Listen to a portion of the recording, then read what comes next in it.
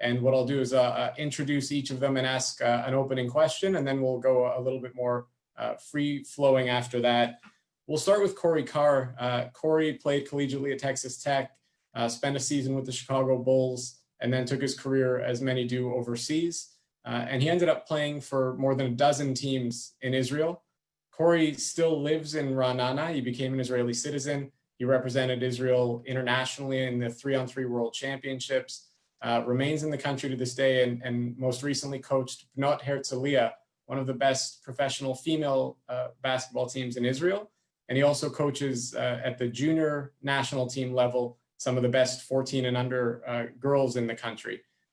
Corey, as of this moment, the Israeli League is planning to come back into play and have a season that ends by July 30th.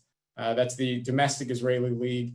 The Euro League has announced its season is canceled, its 2019-20 season. What's the sense in Israel about the upcoming restart of the Israeli League season, the excitement around it, and the sentiment for, wanting something to distract, something to entertain, something like basketball provides? Corey, what are your thoughts?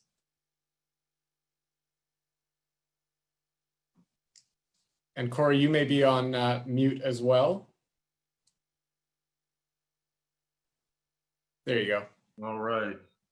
Well, first of all, Dave, I'd like to say I appreciate everyone, yourself, and everyone involved today for allowing me to be on this panel.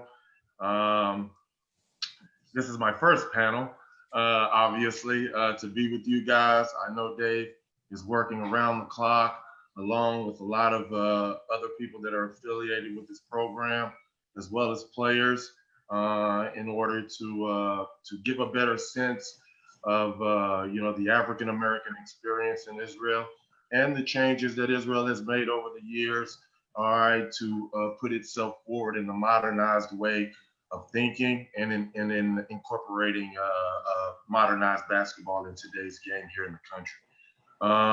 First of all, I'd like to just say it's a very tragic time that we went through for everyone.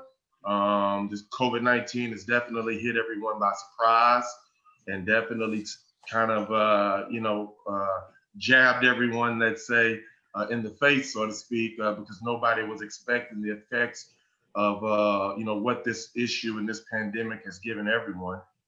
But I must say, coming out of this situation, I think that the athletes here are eager to get back to work. I know I've talked to several of them since they've lifted some of the restrictions, and guys want to get back to work. They want to get back to representing and connecting people with the game of basketball. And I think it's very important for the community, for kids, women, girls, boys, girls, men, whatever the case may be, to continue to pick up the pieces and try to pick this game back up. One of the biggest concerns, I think, with the Israeli players here is the limit of time that they have to prepare.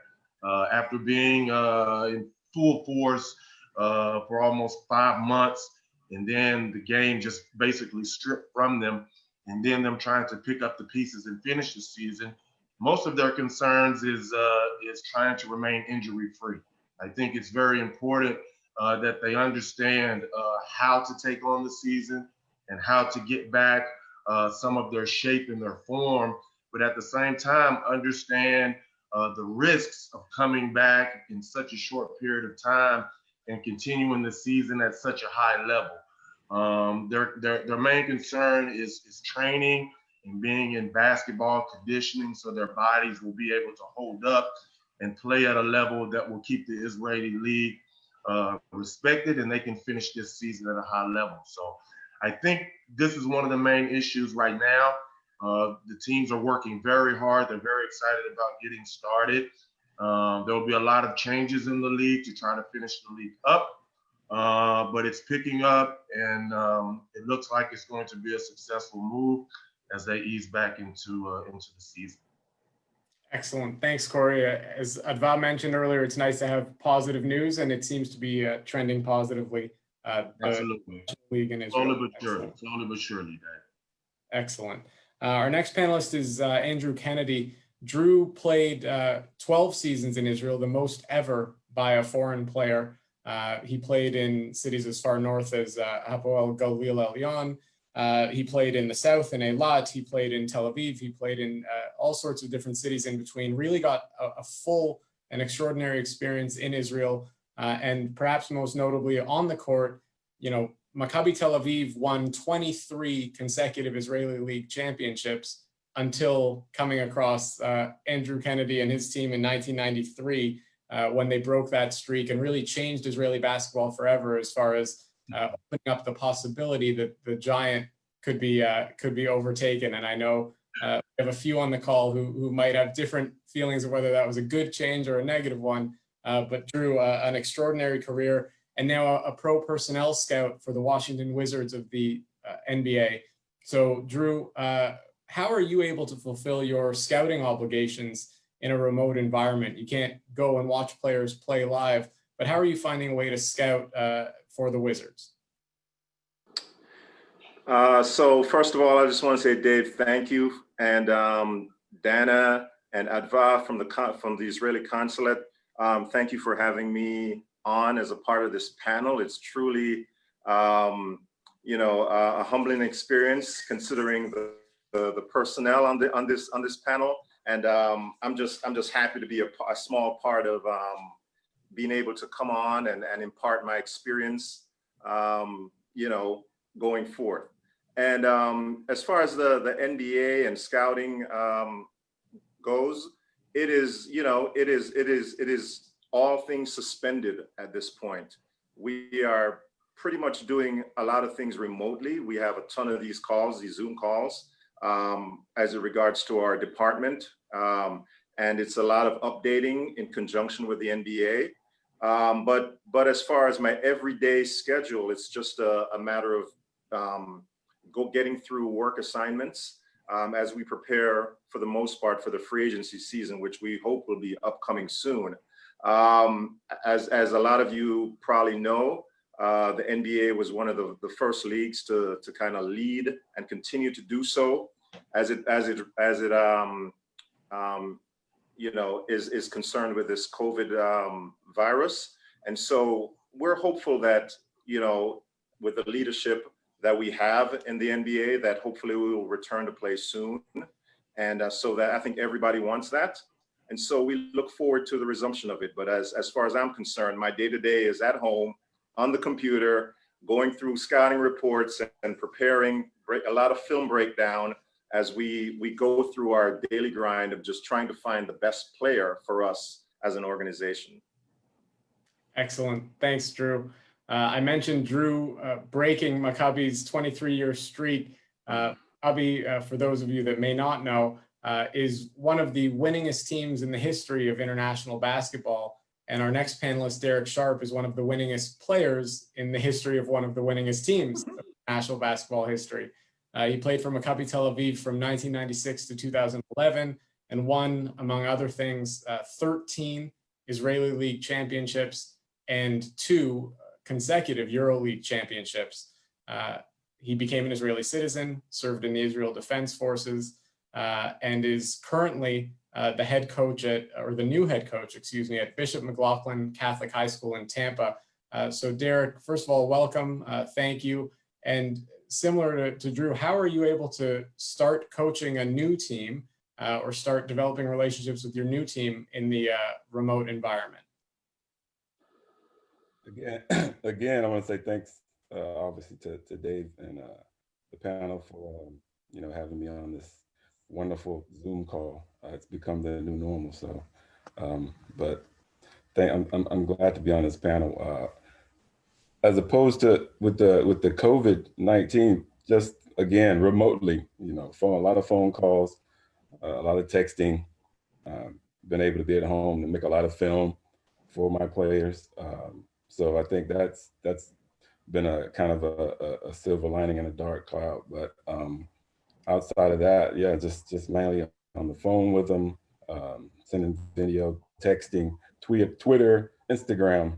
We've all become kind of internet savvy with this COVID-19. So that's been kind of the new the new normal, as they sort of say now. So, but yeah, it's a challenge. Like I said, and moving to a new team, you're trying to figure out, what that's going to look like. We still don't even know if kids are going to be able to come back to school.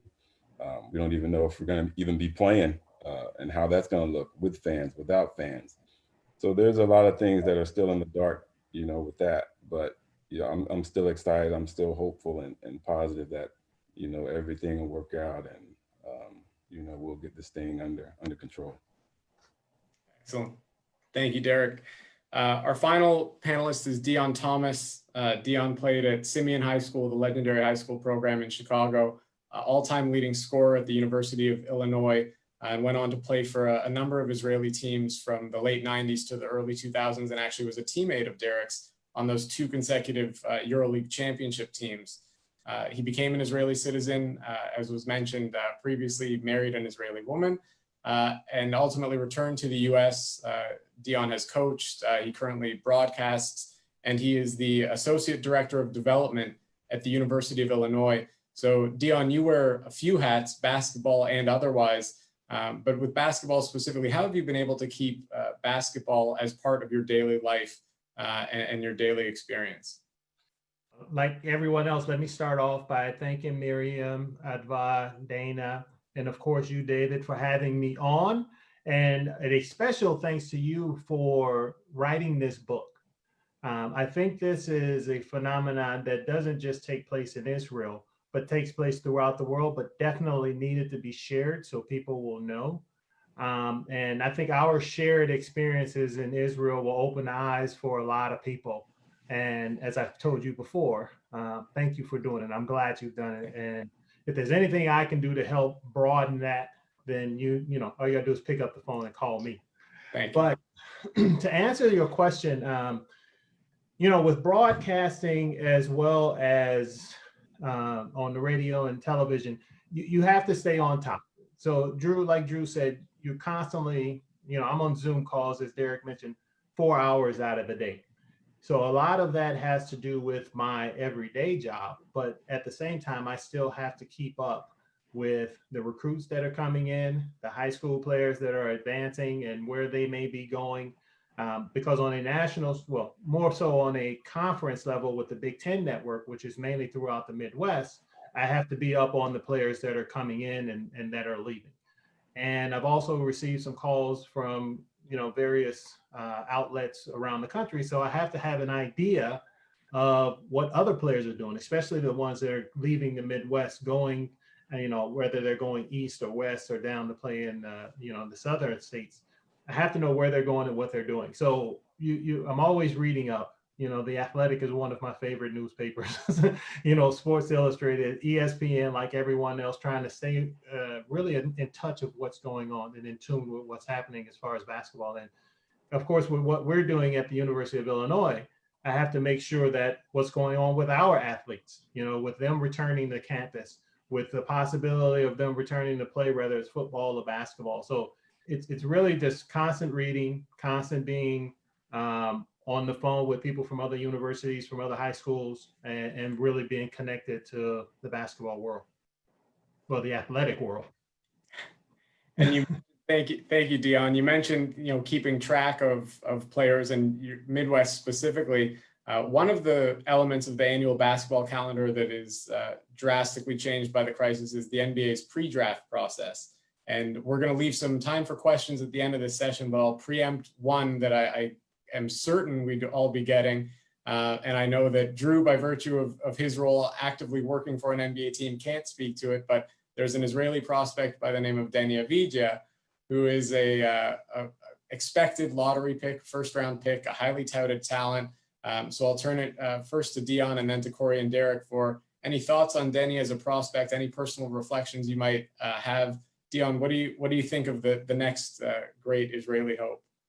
Well, when you have his size and his skill level, it makes things very intriguing for NBA teams. And then when you have to look at where you're playing and who you're playing against. So coming from a team like Maccabi, playing in the EuroLeague, and now, and I think Drew will probably agree with this, yes, there's still a big step up when you're moving on to the NBA, but you're further ahead than college basketball players are. So that even makes it look even more attractive to those teams at the next level. So I think as long as he continues to grow physically, because that's a big part of what he's going to have to add to it, continue to grow mentally, because that, and I can speak for this, it's totally different when you step to that level, the mental aspect of the game. And I'm sure a lot of people have been watching the Last Dance that was covering that Bulls team. It's a totally different mind change that has to come into play coming from college to the NBA, but definitely coming from Europe or from the Middle East to play in the NBA. So as long as he can get those two things together and make sure he seeks out the right people to help him in that transition, I think he'll be great. Excellent. Thanks, Dion. Corey, have you watched much of Denny's tape? Do you have any thoughts on his candidacy as a prospect? Well, yeah, sure, Dave. I mean, this kid by far is probably the biggest prospect that Israel has ever seen. We know Caspi and all of his success. He was a very successful NBA player, very intelligent player, and a very smart player. But this kid, Danny Avdia, has a little bit something different. To me, he has naturally born NBA athleticism. He's very athletic. He's very fast and quick, and that's something that the NBA strives on, being explosive. It's natural for him to be explosive, so I think he has a tremendous upside when you talk about that. He also has a great will to win. I mean, Israel won 2 European championships back-to-back, with his team, the 19 and under and the 20 and under, 2 years in a row, winning the gold medal, playing against some of the best players in Europe in his age group. And that's history for Israel as well. So Danny Avdia is somewhat of a model, okay, for a lot of future Israeli young players who are coming up in the way you should look, the way you should work. He has a great attitude, and he fits today's game very well. Very versatile player who can do a lot of things on the floor. Definitely, like Dion said, he needs to get physically stronger. He will be mentally challenged by playing against grown men on a nightly basis. And definitely all of the basketball skill things that he needs to improve on as a player that would naturally happen. Ball handling, the understanding of the NBA game and the style, the system itself. But this kid has a tremendous upside, and I look forward to him representing Israel the right way, like several players have done. And it's definitely going in the right direction as a future stepping stone for Israeli sports. Excellent. Thanks, Corey. And Derek, you have sons that are NBA prospects in their own right, that have represented Israel on junior national teams up the age ranks. What are your thoughts on Danny Avdia? Yeah, wow. I mean, I played against his dad, so he's got it honest. He doesn't wear his socks like his dad did, but yeah, he can shoot it just like his dad. He's probably a reincarnation of what his dad wanted to be, and that's kind of like how hopefully a lot of our kids are. They're the upgrade to who we are. We're talking about character as well as skill wise. So you dream about things like that. I'm sure his dad is proud of him as well as we are of our kids. So yeah, he's a great player. I remember playing, actually, Emmanuel and Gabriel played against him in the Herzliya Youth League when they were, I think Emmanuel was not fourth grade. I think they were sixth grade. But Emmanuel, obviously, he was playing up, and they didn't want him to play because he was so young. But we convinced. I can't forget that. I can't remember that guy's name in Herzliya, but I convinced him to let him play, and that was a stepping stone for him to be able to play against talent like Denny and his older brother, and that competition kind of fueled him and got him to where he is now. But Danny is definitely a prospect that a lot of teams are intrigued by, especially all the tools that he has: his size, shooting ability, his IQ, his winning attitude. just his mentality. And I think that has a lot to do with growing up in Israel, obviously, and his upbringing, his parents, the Israeli Basketball League, everything, Maccabi.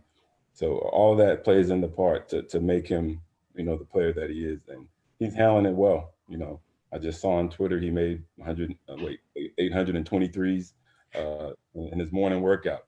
So he's doing the right things, right, through hard work, dedication, and believing in himself. And with Israel behind him, we're gonna push him just like everybody else. And I'm proud of him, actually.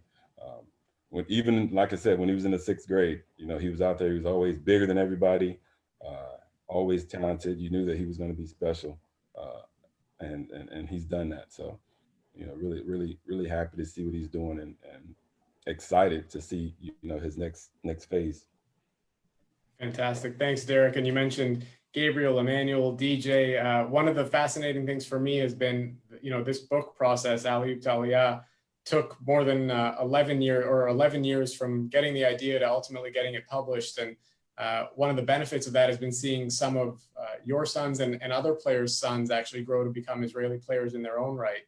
So the Sharps, the Dawsons, the Briskers, Michael Brisker. It's a pretty exciting thing to watch Israel's junior national teams and now national team and first division teams advance. Now, Drew, I know you're a pro scout for an NBA team, so I won't ask you about Deni Avdija. I'll change it up a little bit, make sure I don't get you in trouble at work. On a more general level, transitioning just to the experience in Israel, the relationship with Israel. You last played in Israel in the early 2000s, and here we are. It's 15 plus years later. You're on a webinar talking about your relationship with Israel, your experience in Israel. What is it about the experience that you had there that resonates with you, that you're still willing to give your time, that it still strikes a chord emotionally with you? What was that experience like, and why is it that it still resonates as strongly as it does? And Drew, you're actually on mute, so you've got to unmute, and there you go. Thank you. Yeah. Yes. So Dave, as you know, that's a pretty layered question, but an awesome one in itself. But the biggest thing for me were the relationships that I formed and the lifetime relationships that I developed and still have throughout my time in Israel. I still, connect with so many of those guys. I met Dion in Israel. I still see him today in Chicago. Our kids, our daughters are volleyball players. His daughters are actually really, really good. So they compete. I've seen him in tournaments. Derek and I have been lifelong friends, and it's just exciting to see what's going on with his sons right now. And, Anthony Parkers of the world, the Ariel McDonald's, the David Blatts. And so the friendships absolutely resonate, but it's also the Israeli mentality and their sense of family that also resonates. I try to impart on my family as I live my life now. The dinners, the meals, the conversations that happen every Friday, amongst the families, and how welcoming the Israeli people are. It just absolutely resonates, and the ability to live each day. And I try to tell my kids, it's also, they seize life and opportunity. And maybe it has something to do with where Israel is strategically located, but the warmth and the zest for life still resonate to this day. I mean, just amazing experiences. Yeah, it's fascinating to hear how those, not just the experiences there, but the relationships continue. And that's one of the really most exciting things about today for me, is to get the four of you on the line to exchange some stories. So thanks, Drew. Corey, it's the early 90s. You're playing high school basketball in Kingsland, Arkansas. Could you ever imagine that in 2020 you'd be dialing into something like this from Ra'anana, where you're an Israeli citizen living there after you've retired from playing? Could you see this coming? Heck no, Dave. No way, man. No way. Come on. I'm from a city of population 500 people, man. No stoplights in my town. No stoplights, nothing but stop signs. So this is an overwhelming experience for me to be here today. I'm very blessed and fortunate that the sport itself, something that I picked up at a very early age, has taken me places that I couldn't imagine. I've met so many extraordinary people over the years, so many people that's connected me to so many other people and so many different other things. There's just been a tremendous experience from that standpoint. I think where I'm from and how I came up, coming from such a small place, finding a niche in basketball and sport, that giving me an outlet and a direction in life was the key for me to want to try to make something of the sport. But, you know, it's everybody has a story. I'm sure, you know, the guys that are on this panel, I'm sure everyone on this panel has a story of how, you know, they grew up and something that triggered them to want to push themselves to do something positive in the world or positive for other people. And that's something that I'm focused on. The sport has brought so many people together and connected so many different races, cultures. And as I've learned that over the years, that's something that has extended my career and something that has given me the ability to reach out to different people and be a voice. Obviously, my family here in Israel, my Israeli family, has been a tremendous stepping stone in my life. When I was away, coming from such a small place and being able to make Israel my home. So there's been a combination of a lot of different things and a lot of different people from where I'm from, as opposed to also in this country, that's given me a springboard and a trampoline to life, man. So I'm very blessed and I'm very fortunate that this game is continuing to give me opportunities. And I'm sure that this will be no different. So thank God for that. And thanks for this opportunity, like I said, to be here in front of you speaking about it. Excellent. Thanks, Corey. It's an amazing thing to watch your career progress now from player to coach, representing the country nationally, coaching nationally. It's been exceptional to watch. So thank you and for your time today.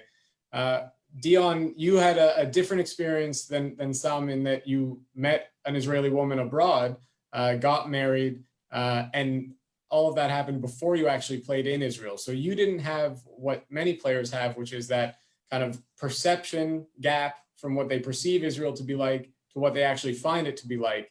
But you've seen it. You've seen it from teammates. You've seen it from players that continue to go over.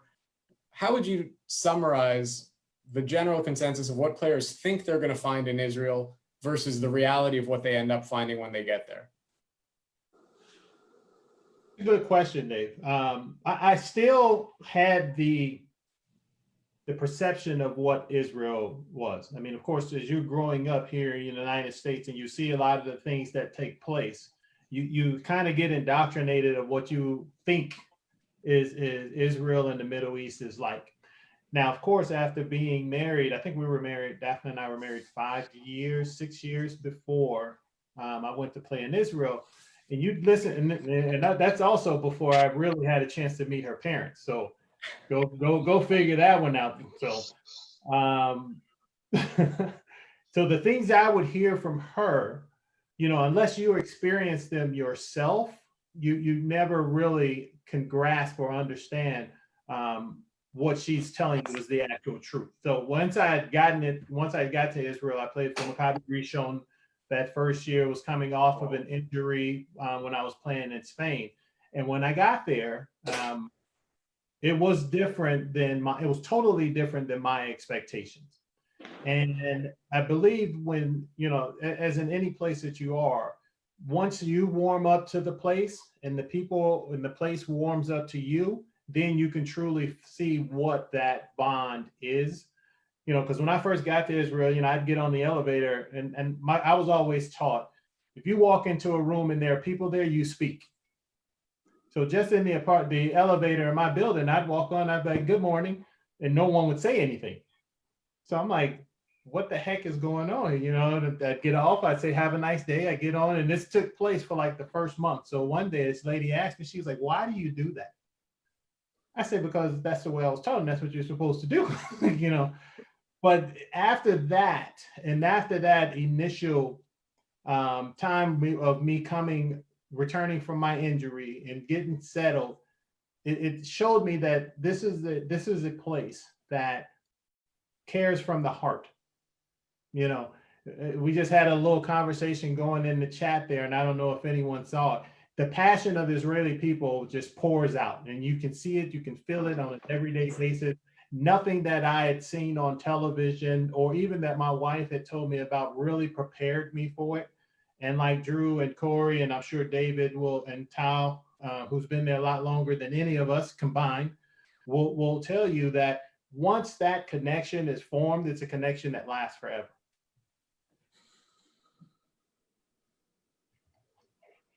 Thank you, Dion.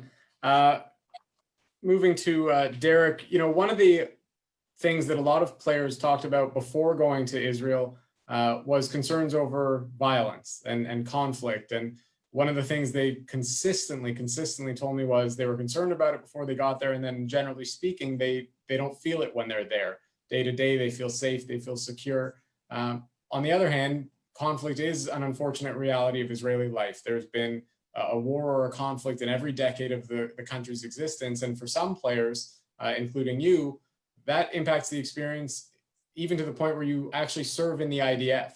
And now your son, DJ, has served in the IDF. What is that experience in the Israeli military like, both actively doing it yourself and now having a son going through it? Yeah, wow. I mean, that was definitely a humbling experience for me. It was something that you definitely can't get ready for. I mean, you never know what to expect. I didn't expect to wash dishes. I didn't expect to sleep outside under a tent and have mosquitoes eating you up, every night, waking up at 3 o'clock, to walk to guard your tent. It was a humbling experience. It was amazing. Now I understand why every person goes through that. It's something that I think everybody needs, that type of connection to your country, that type of discipline that you need, that type of kind of giving back to the country and the people that have given you so much. And yeah, it was a wonderful experience. And to this day, I'm grateful that I went through that experience. I in my mind, I want to say neshek po badubinatsu, like it's in me. So, I mean, like I said, it's part of me. It was a great time. I met a lot of great people. I still talk to people today. I just got a tweet from a guy in New York that I did my service with, my 19 days. So yeah, I mean, I would love the opportunity to I'm glad to be able to tell everyone how wonderful it was. And it's safer in Israel than it is anywhere, especially for a Black person nowadays, especially what's going on in Minnesota and all over the world with violence and whatnot. So, I always tell those people, don't believe everything you see on TV. Talk to somebody that's there. I was there for 20 years, and it's the safest place. I got mugged in the States. I never got mugged in Israel. So, I mean, and Drew, thank you, Derek. And Drew, on a similar point, one of the aspects of the book that in the couple of years since it's been out has resonated the most with people is something that you said, and it was talking about the idea that, when there is conflict in Israel, for an Israeli, that's part of the deal, right? That's where you live and you've got to live through it. For African-American players, foreign players that come to play in Israel, they're a phone call away from going anywhere else. If they're not comfortable, they can go call their agent, sign with another team, go back to the US, and yet they didn't. And in your case, you talked about going to visit nearby families or communities that had been affected by conflict, that had lost people or been injured. And I specifically asked you what it was like as a foreigner going to visit those players, and what was that experience like for you? Dave, as you know, and we've talked about this, a couple of times, it was one of the most incredible experiences in my life. I lived on a border town in Kiryat Shmona. And at the time I got to Israel, there were a lot of people, not only in my family, but friends who questioned my decision because at the time tensions were high. And, there was a possibility that dangerous things could happen. And of course, I got to Israel, And while my relationships were forming with not only my teammates, with the community, the tensions became even more heightened. And so there were many nights when I was home and you could hear Katyusha rockets shooting over into Kiryat Shmona, and there were casualties. People suffered tremendously. And so as an athlete, you know, and I remember getting calls from my family members saying, why are you there? Why you could be home? But I just think that not only did I stay along with all my teammates, but I think the sense of community and connectedness that we had with the people, not only of Israel, but specifically with the people of the North in that region. And I remember visiting, well, the resilience that Israelis show in times of crisis, and their connectedness and their sense of what their existence is and how important it is. And visiting a lot of hospitals and shelters, and the comfort we were able to impart on some of these kids, truly special. And you never truly understand as an athlete the level of comfort and empathy you can really give to people until you're in that situation. So to this day, it is one of the most incredible and humbling experiences of my life. Thank you, Drew. And what a fantastic summary of a concept, you know, I've often talked about, that sports are not just games. They can have such a bigger impact, a more significant impact. And it's thanks to you, the four of you. And I don't use the term hero very casually, but I don't hesitate in any speaking engagement or opportunity to refer to you four and other players that have played in Israel as Israeli heroes. And so thank you for everything that you've done for the country. Before we turn we'll get to some questions from the chat room. One quick hit on a bit of a lighter note. I want to ask each of you briefly your favorite Israeli custom or Israeli custom that you miss the most or try to bring with you to your lives in the States. I'll start. Corey, you're in Ra'anana now. What is your favorite Israeli custom or holiday or tradition? Oh man, you have several of them. Yom Ha'atzmaut, where should I go? You know, for once, all of these holidays are special for me. They all have special meaning, and my family is very traditional. So they make sure that the one thing that I admire about them is that they're keeping their children informed. You know, they're very informative. The grandmothers and the grandfathers of my particular family are amazing people. They're people that are always sharing and teaching about the tradition of this country and the tradition of its people. When you say a specific holiday, there's not really one that I can pick because they all have special meaning, and they all have special meaning to different people depending on the holiday.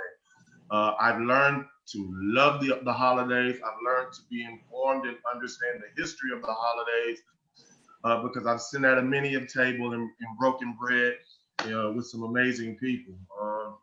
And my family here has made sure that I've been on top of that and giving me, you know, the right information and the right history about why things exist. So when you talk about holidays, this country has very meaningful holidays, and they're traditionally every year trying to make them bigger and stronger and more meaningful, so the tradition lives on. I think that's one of the most important things about the Jewish culture, is about how much they emphasize the importance of holidays and the history for the next generation of children. So when you talk about that, it's just a great experience to be a part of those type of things and to learn more and more about them, to accept them in your life, and to want to be a part of them. So holidays are holidays. That's exactly what you should say, Dave. What's my favorite holiday? How about what's my favorite holidays? All right. Well said. We got one coming up this weekend, so you know. Well said. Yeah, it'll be a great experience for us, and I look forward to that as well. Excellent. Thanks, Corey. Derek, what about you? Any one item stand out? Oh, most definitely. The one I'm going to try to implement here in the States. Actually, I already did. It's Yom Kippur. So we're in Yom Kippur right now for the last, 2 months. So I've always said, kids should be able to ride their bikes, on the highway without cars, without worrying about cars. And everybody should do something as a country, a holiday that actually everybody participates in. And we've been forced to do that, but Yom Kippur is definitely my greatest memory. Those days where Fascinating. everybody comes to form to someone else, even if you don't, you're not fasting, or you're not, so you're not going to eat food around, somebody that is, or you're not going to play your music loud. As foreigners, when we came over, that's what we heard about. So everybody conformed to it. Everybody was together. It was one unit, one family, and that just sums up, Israel. That's just my experience. Excellent. And what an interesting positive angle to what we're dealing with, that it is an opportunity to slow down, spend time away from hustle and bustle, and be a bit more mindful and in the moment. So thank you for that, Derek. Drew, any one stand out for you? So for me, it's not necessarily a holiday. It's more tradition. And, as Americans, our everyday lives are so so busy and frenzied that, believe it or not, very seldom do American families have the time and opportunity to sit as a family and break bread. I know that sounds very simplistic on its own, but there's so much value to that. To be able to sit down with your kids and not have them on their, social media is such a challenge, and PDAs, but to have their unmitigated attention and focus at a meal for a specific amount of time, and to interact and to find out how their day was, the highs and lows. And that's something within my family we've tried to do. And I know it sounds simple, but there's so much value in that, and it's something that we really try to institute every day, to sit down as a family and interact with each other. Thanks, Drew. And before we go to Dion, I'll just note there are still people asking questions in the chat. Please do so. The players are responding live, which is really a completely unique opportunity. We'll never get something like it. So we will try to close close to 1 o'clock. But if you do have questions, you can keep posting them, and you'll get a direct response. Dion, over to you. Any one favorite Israeli custom or holiday? For me and for my family, it's really the Shabbat dinner, and really keeping Shabbat. And one of the things that we do, and I love that Drew mentioned that, it gives us an opportunity. Well, my oldest daughter, Gabrielle, is away at college, more during the year, but she's home now. And unfortunately, Daphna's there, but she'll be home. But the reason we like to do it is not just because it brings us together, but it gives us an opportunity to teach others about what we're doing, about what we do, and about how we practice. So we try to have, a larger Shabbat dinner, say a couple of times a month, where we will have people from our community here come over that are non-Jewish. Definitely started off within our friend circle, and it's kind of expanded out from not just our friends and family. And we try to have someone new, bring someone new every time. So of course I can't read in Hebrew, so my wife reads the prayers, and we go through it, and everybody has on the kippah, and we go through everything. And that's what we try to do, and that's what we try to give back. And I don't miss it because we do it here, but that's what we. Excellent. And finally, Derek.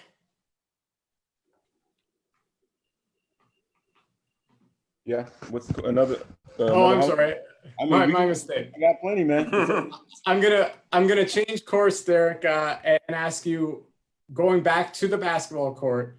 We're gonna ask this last question, and then we'll close off. Single favorite memory on the basketball court in your career? I'll be beating Andrew anytime. No. Basketball, obviously, the Jalgiris shot, that whole night. I mean, Dion going to the place of ribs after, that whole night was, going to the park after the championship, like everything. Like you said, it's so many memories. Like Corey said, it's not holiday, it's holidays. It's not memory, it's memories. I mean, they were all great, you know. So, but yeah, the Jalgira shot, if you're talking just specifically basketball, is definitely one of the greatest and biggest memories that I can remember, and that people remind me every day, in some kind of way, even here in the States. So, yeah, that definitely have to be that.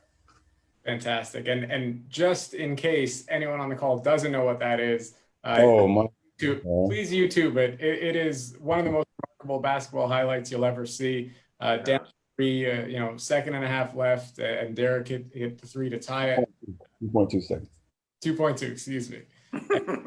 Maccabi went on to make the Final Four and win the EuroLeague championship, and it is an extraordinary shot to watch. Drew, what's your number one memory? Well, I know it's so interesting to listen to Derek kind of boil his entire illustrious career down to one shot, because he's had so many great memories, and he's truly a very humble guy, because he's helped Maccabi win so many championships. And we did beat him a couple of times, but there weren't many. But if I were to choose, the biggest of, obviously, winning the championship, for the Galil that year, is still to this day one of the most incredible experiences. And so, yeah, that's easily for me, that. Excellent. Hey, thank you for that, Drew. And Dion? Dion, are you on mute? Sorry about that. I was actually answering the question on the chat, so I couldn't unmute myself. Well, of course, it would have to be the Derek Sharp shot. Great pass from from Gore. But I mean, my thing is to winning the championships, of course. But what was best for me was when I broke my leg going to the Final Four.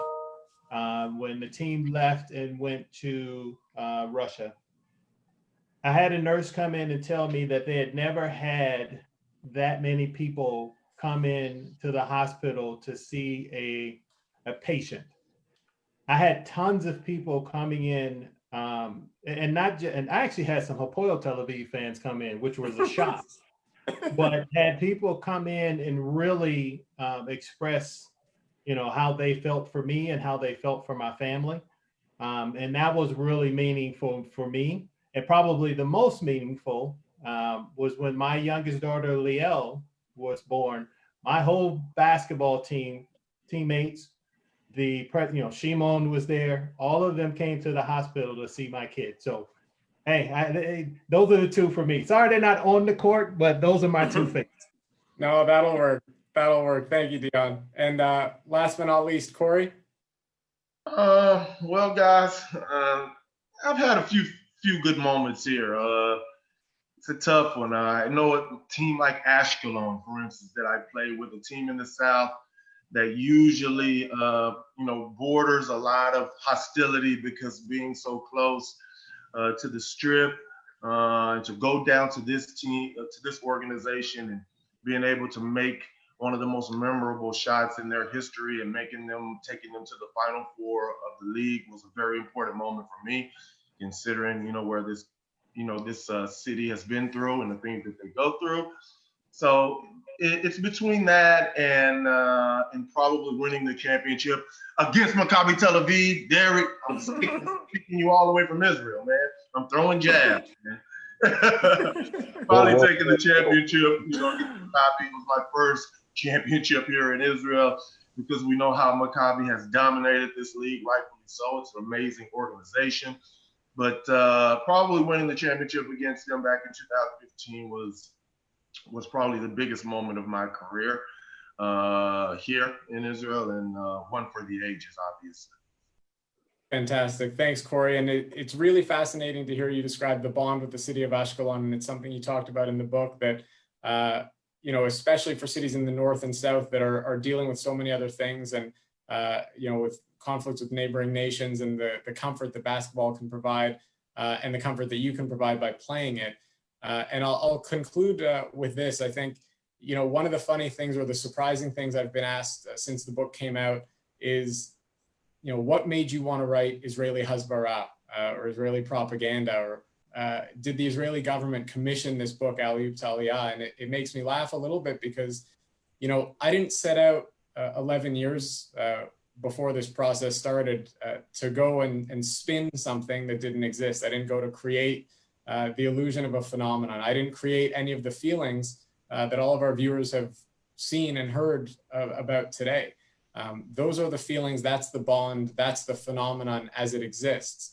An extraordinarily positive phenomenon about this amazing cohort of people like our four panelists today, and the embattled country that they embrace, and the country that embraces them back in a really unique way. And it's a mission I'm inspired by to spread the word about that phenomenon and the contributions that Corey, Derek, Drew, Dion, and others make. I'm inspired by the opportunity to tell others about it. And it is an extraordinarily positive phenomenon that we can be unapologetically proud of as a country. And I think in an era where Israel is criticized frequently, including by members of our own community, this is something we can be very, very proud of. I'm proud to have been a part of today's event. I'm extremely thankful to Corey, Derek, Dion, and Drew for their time and their ongoing commitment. I want to thank Councilman Cornegie for the opening statements, Adva, Dana, Miriam for the work behind the scenes, and of course, all of you for participating in the chat. Thank you all. I appreciate it, and have an excellent day. Be well. Thank you so much. Thank you, guys. Great seeing everyone. Great seeing everybody. Thank you. Take care, you all. guys. Have a wonderful day. Enjoy the holidays. I have goosebumps. Bye. Bye. Thanks, everyone. Hey, Sharp. Big close. Again. Oh, Later, D. Red Raiders, D. Red Raiders. Yes, sir. Kobe's team is in the lead. I know they offered already. I'm just saying. Oh, man, come on, man. Come on out Dion, to West Texas. I'll make sure he's taken care of. Go on out there, man. He's out west. He's out Man, west. that boy ain't going to West Texas. Come on, Drew. West Texas. Come on, go play with Big 12, man. Go play with Big 12. Now when he can be in the ACC. Really? No. Why would he go out to either one of those places? There you go again. Oh, my goodness, Dion. Oh, my goodness. We are on the rise. We're on the rise. Get on board while you can. all right, we'll be waiting. May have to register this webinar with the NCAA. Put it in Exactly, Dave. Exactly. It's the outtakes that are good. My goodness. I'll be watching, D. I'll be watching, man. Keep us posted. Brother. All right, we'll do, man. All right, man. Thank you guys so much. Means a lot. Thank you. Dave. Bye. Bye. Anytime. Thank you. And David, this is the part of the Zoom that I like the most. You said that you like the beginning. I like the end. You're right. The work's done. You can relax. Job No, but well everybody is speaking. Like it's really, Yeah. you have a chance to engage with people and to speak. Like people are still listening to us. They're hearing, the real people behind, Absolutely. the Zoom. It's Absolutely. really nice. Yeah. this was amazing. Click This was amazing. meeting. I don't want to click the leave meeting. That's why I'm keeping it open for a little longer, so you can hear the feedback from the participants. Yeah. Who are there? Hello, Evelyn. I read your story in the chat, and it's amazing. What you're doing is amazing. Thank you for joining us. You're on mute.